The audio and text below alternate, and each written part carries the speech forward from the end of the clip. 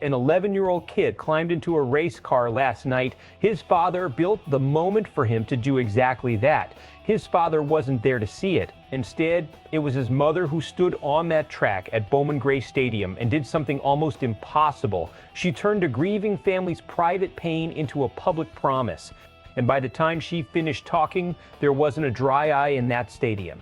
This is the story of the Kyle Busch Invitational and why what happened there matters far beyond racing. Friday night, Bowman Gray Stadium hosted the first Kyle Busch Invitational. 51 Legends cars, 18 Bandoleros, dozens of grassroots drivers competing on one of the sport's most historic short tracks. Every dollar raised goes to the Bundle of Joy Fund, the fertility support charity Kyle and Samantha Busch built together years ago. Brexton Busch, Kyle's 11-year-old son, raced in the feature event and crossed the line sixth. Before the green flag dropped, Samantha Busch took the microphone and delivered an unscripted 5-minute tribute that instantly became the story of the night. To understand why this race exists, you have to understand where Kyle Busch came from. Long before Cup Series championships, before Joe Gibbs Racing, before Richard Childress Racing, Kyle Busch was a kid falling in love with racing at tracks exactly like this one. Grassroots short track racing wasn't a footnote in his career, it was the foundation of it. Samantha made that explicit last night, describing how the idea for this event lit him up like, in her words, a kid on Christmas morning.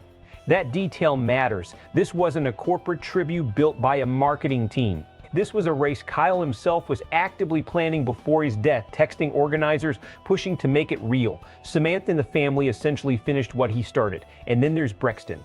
Racing was the language father and son spoke together.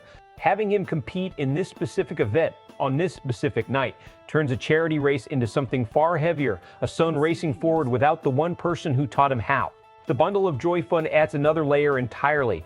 Kyle and Samantha spent nearly a decade fighting infertility, miscarriages, and IVF before building their family. That fund isn't a symbolic cause attached to his name after the fact. It's a piece of his actual legacy, one he helped build brick by brick. Here's where the story goes beyond emotion and into something worth genuinely studying. How a family and a sport handle loss in real time, in public, under a spotlight. Samantha didn't shy away from the hardest part of the night. She said directly that watching Brexton chase his dreams without his father is heartbreaking. That kind of honesty is rare in these moments. Most tribute speeches lean toward comfortable nostalgia. She leaned into the pain instead, and that's exactly what made it land. From a strategic standpoint, putting Brexton in the car that night was a bold call and a defensible one. There was real risk in it. A young driver, an emotionally charged atmosphere, a stadium full of people watching his every lap through the lens of his father's absence. That's an enormous amount of pressure to put on an 11-year-old. But NASCAR families have long treated racing as both grief processing and continuity. Dale Earnhardt Jr. building his career in the shadow of his father is the most obvious parallel. Kyle himself grew up shaped by that same short track culture Samantha described.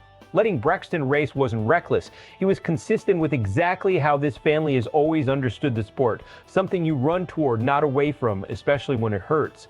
The bigger question now is what this event becomes going forward. Is the Kyle Busch Invitational a one-time tribute or the start of an annual fixture on the short track calendar? Given the framing, an event Kyle was actively building tied to a charity that's core to the family's identity, the smart money says this becomes permanent. If it does, expect it to grow in scale each year and expect Brexton's role in it to become one of the most closely watched storylines in grassroots racing. The reaction across the racing community was immediate and emotional. Fans who were in the stands described the moment as unforgettable, with visible emotion running through the crowd as Samantha spoke. Expect NASCAR media and analysts to frame this two ways. Some will focus purely on the emotional weight, a widow honoring her husband through the sport that defined him. Others, more analytically, will point to what this event signals about the Busch family's long-term plans, a charity race with real staying power, and a young driver whose development is now going to be tracked under a level of scrutiny most kids his age never face. Both reactions are valid. That tension, grief versus legacy building, private pain versus public storyline, is going to follow this event every year it continues. Best case, the Kyle Busch Invitational becomes an annual short track tradition, growing the Bundle of Joy Fund into one of motorsport's most significant charitable causes. Brexton develops at his own pace, surrounded by a racing community that protects him rather than pressures him, and this event becomes a genuine celebration rather than a yearly reopening of a wound. Worst case, the emotional intensity around the event becomes difficult to sustain. Comparisons to Kyle follow Brexton at every turn. The pressure compounds year after year, and what was meant to be a tribute risks becoming a burden for a kid who's still just 11 years old. Which way this goes depends entirely on how the family and the sport around them chooses to handle it from here. So here's the real question. Is putting Brexton in that car the right way to keep his father's legacy alive? Or is it too much, too soon for an 11-year-old carrying that kind of weight? Drop your take in the comments. I want to hear both sides on this one. And if stories like this hit different for you, the ones where sports and real life collide, make sure you're subscribed to SportsWire USA. We're covering all of it.